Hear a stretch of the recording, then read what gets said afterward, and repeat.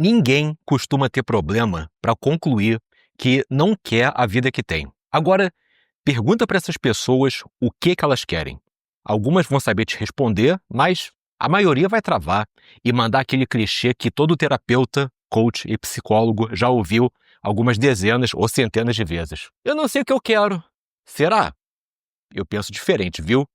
Eu sou o professor João Abrantes e a minha meta é te ajudar a reescrever tua história, transformando aquilo que hoje é uma tragédia numa saga heróica. E eu já quero começar indo direto ao ponto. Para mim, não existe essa história de eu não sei o que eu quero.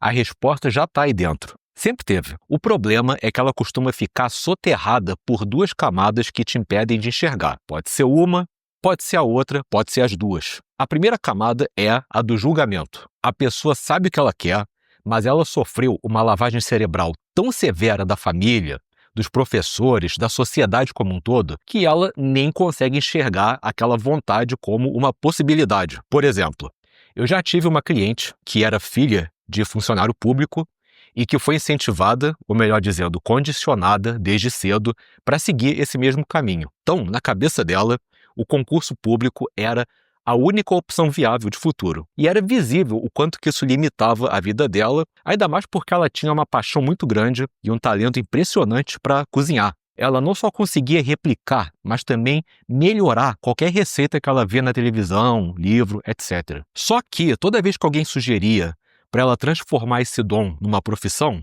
ela dava risada, como se aquilo fosse uma piada. Por quê? Porque como ela já tinha sido doutrinada para seguir o caminho do concurso público, ela não conseguia ver a culinária como algo mais do que um hobby. E a última vez que eu tive notícias dela foi muito interessante porque ela tinha começado a namorar um chefe de cozinha bem renomado. Coincidência? Eu acho que não. Quando as pessoas reprimem certas habilidades, traços e desejos por muito tempo, é comum elas buscarem essas coisas nas amizades e nos parceiros amorosos. É como se elas estivessem tentando se realizar através dos outros. Eu não estou dizendo que esse relacionamento dela seja falso ou que o amor não é real, mas é bem provável que, no começo, essa aproximação tenha sido influenciada por alguma projeção, uma tentativa dela de se reconectar com alguma parte reprimida dela mesma. Infelizmente, a gente vive numa sociedade que fica tentando impor vários modelos engessados de felicidade. E se a fórmula do sucesso, se ela fosse absoluta, a gente não ia ter artista, músico, empresário e atleta depressivo tirando a própria vida. A dica que eu dou para você furar essa camada parece que é controversa, mas você vai ver como é que ela faz sentido. Foca menos nas prioridades e foca mais nos teus desejos.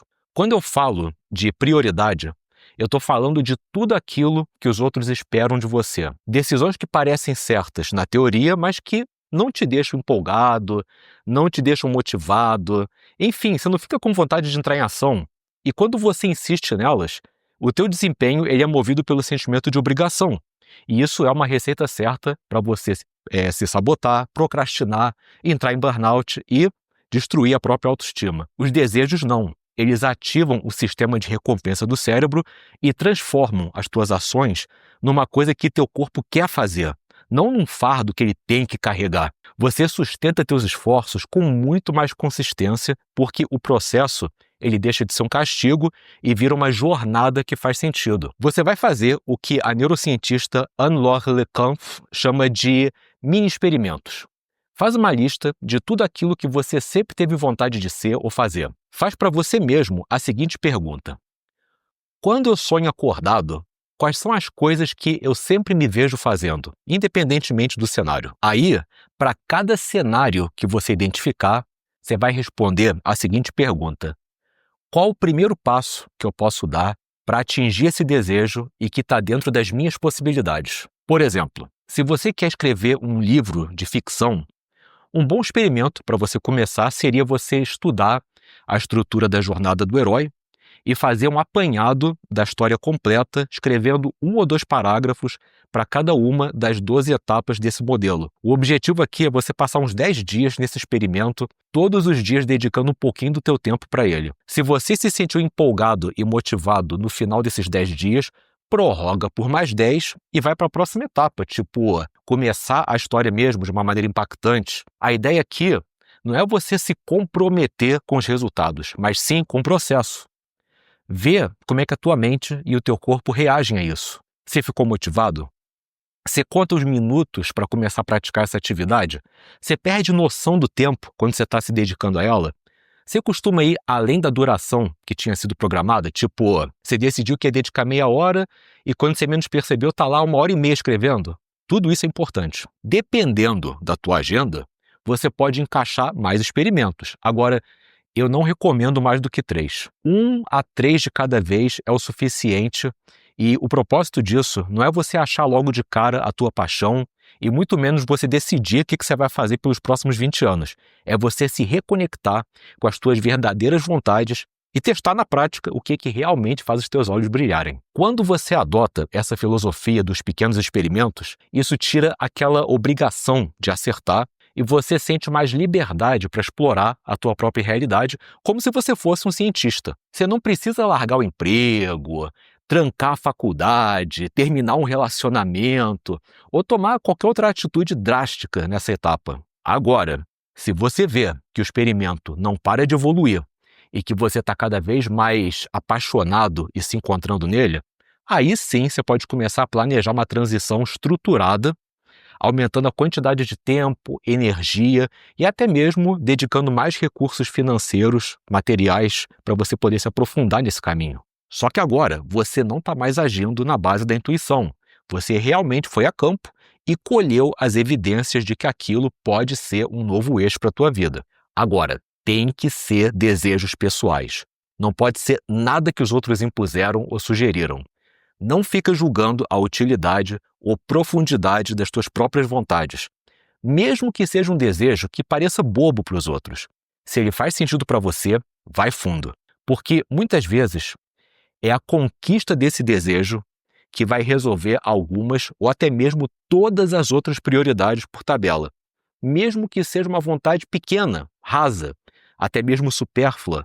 Segundo o Darren Hardy, o autor do livro O Efeito Cumulativo, os objetivos pequenos, muitas vezes, eles abrem portas para vitórias muito maiores que jamais teriam sido possíveis sem a conquista desse objetivo menor.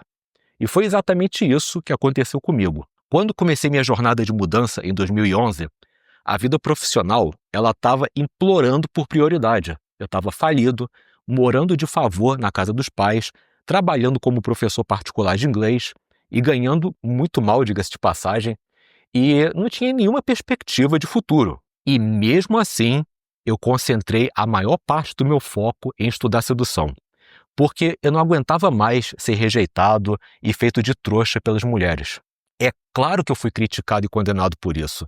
Meus pais chegaram a ameaçar me expulsar de casa se eu insistisse em gastar o pouco dinheiro que eu tinha com livro, curso, baladas, com tanta coisa mais séria para eu resolver. Contudo, alguma coisa dentro de mim dizia que esse era o capítulo mais urgente e que se isso não fosse resolvido, mais nada na minha vida ia andar. E sabe qual foi o desfecho dessa história? À medida que eu fui ganhando confiança para abordar e interagir com as mulheres, isso foi me forjando em carisma, inteligência social, presença, persuasão. Tudo isso refletiu diretamente na vida profissional. De uma hora para outra, ganhei visibilidade nas empresas onde eu prestava serviço e comecei a fechar um aluno novo atrás do outro, a ponto de eu ter que contratar professores para dar conta da demanda que não parava de crescer.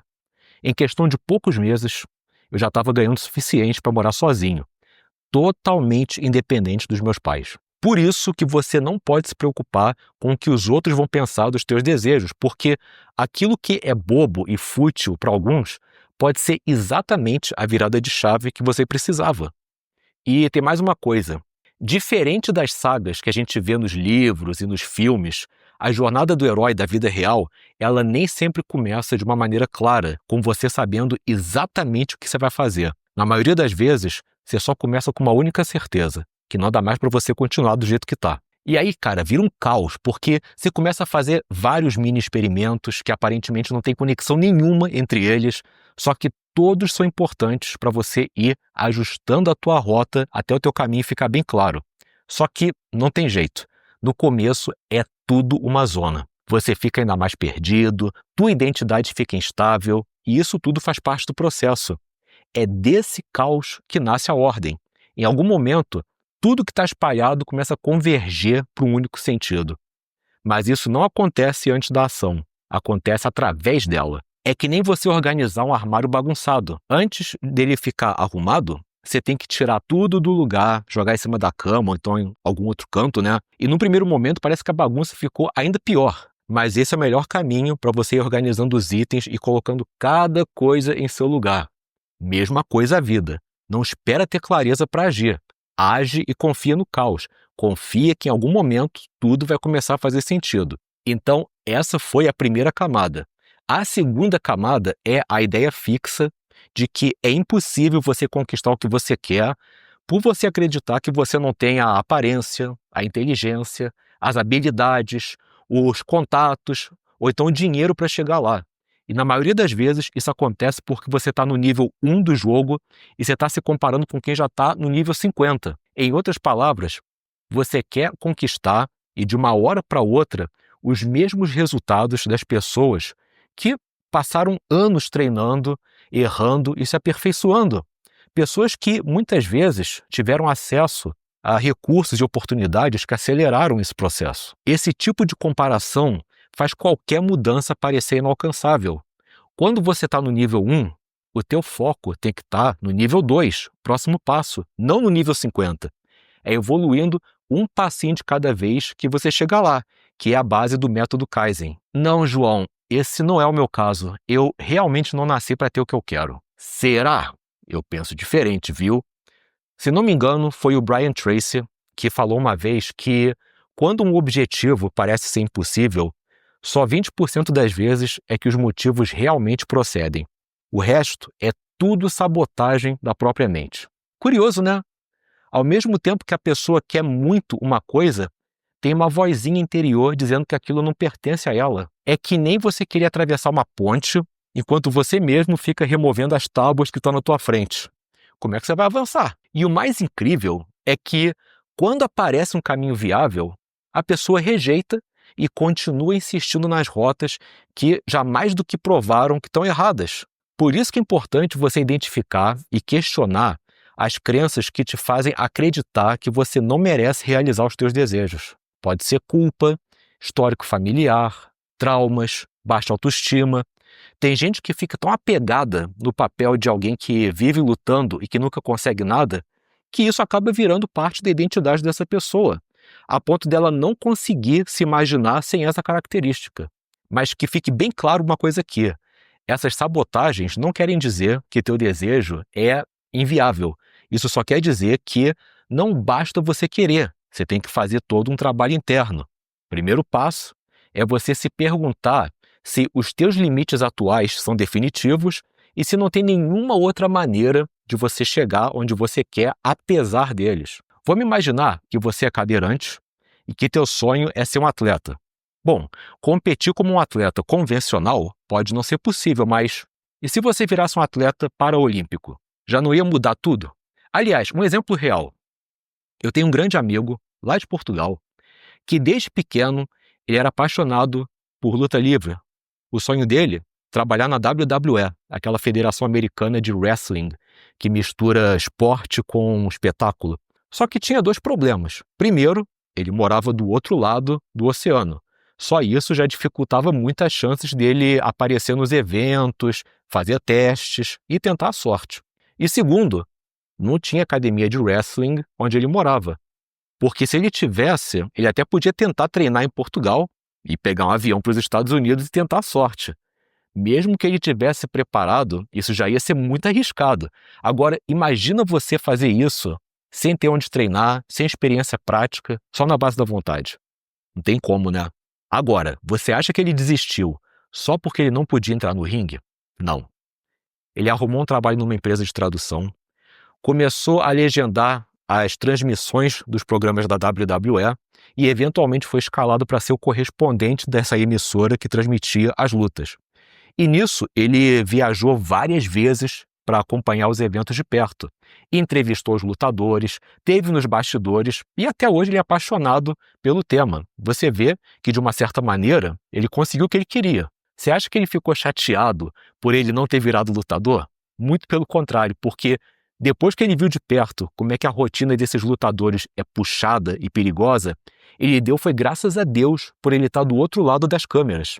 E no fim, ele conseguiu o que ele queria: viver dentro do universo que ele sempre adorou, só que seguindo um caminho mais realista e saudável. De qualquer maneira, eis algumas perguntas que você pode se fazer para determinar se os teus desejos fazem parte dos 20% dos inviáveis ou se isso é coisa da sua cabeça. Número 1. Quem já conseguiu alguma coisa parecida, mesmo partindo de um cenário mais difícil que o teu? Número 2. Você está julgando tua capacidade com base em quem você é hoje ou em quem você pode ainda se tornar? 3. Que histórias, crenças ou traumas te fizeram acreditar que isso não é para você? 4. E se existir um caminho alternativo, menos óbvio, mas ainda assim capaz de te levar para onde você quer, você aceitaria seguir? Conforme eu falei, você já sabe o que você quer. O desafio é você remover as camadas que te impedem de ver. E esse processo exige coragem e uma autoestima bem trabalhada que não depende da aprovação alheia. Viver de acordo com a tua essência num mundo onde a maioria torce pela tua mediocridade não é fácil, né? Porque você vai ser testado, subestimado e não vou mentir, vão ser vários os momentos que você vai se sentir sozinho. Mas com uma autoestima bem trabalhada, você aguenta o tranco. E foi pensando nisso que eu escrevi o Autoestima Já. Ele não é mais um livro de autoajuda barata, ele é um guia direto, com base científica e muita vivência prática para te ajudar a entender como que tua autoestima foi moldada, como que o ego pode estar te sabotando e, o mais importante, como reconstruir tua mentalidade de uma maneira sólida, responsável e livre de auto-engano. Se você sente que está na hora de parar de se esconder e começar a agir com verdade, responsabilidade e liberdade interior, esse livro foi feito para você. Tem versão física, digital, tem Kindle, link está aqui embaixo. Dá uma olhadinha com carinho. Se fizer sentido, garante tua cópia hoje mesmo. A vida não espera você ter certeza para começar a acontecer. Ela se move com ou sem clareza, com ou sem coragem, com ou sem a tua permissão. Ficar parado tentando descobrir o caminho certo parece ser confortável, mas a verdade é que nada vai fazer sentido de verdade enquanto você não começar a caminhar. Então, que tal fazer o contrário do que você sempre fez? E, ao invés de você esperar motivação para agir, age para construir a motivação. Ao invés de você tentar descobrir qual que é o caminho perfeito, cria teu próprio caminho a partir dos teus passos. Ao invés de você buscar segurança nas expectativas dos outros, corre atrás da verdade dos teus próprios desejos. Porque no final, a única vida que vale a pena ser vivida é aquela que carrega a tua marca. Eu não estou falando da marca da família, dos amigos, do mercado de trabalho ou da sociedade. Estou falando da sua marca. E se tudo ainda estiver meio nebuloso, lembra, a clareza não acontece antes da ação, acontece através dela. Confia no caos, confia no processo e só vai. Grande abraço e reescreve sua história.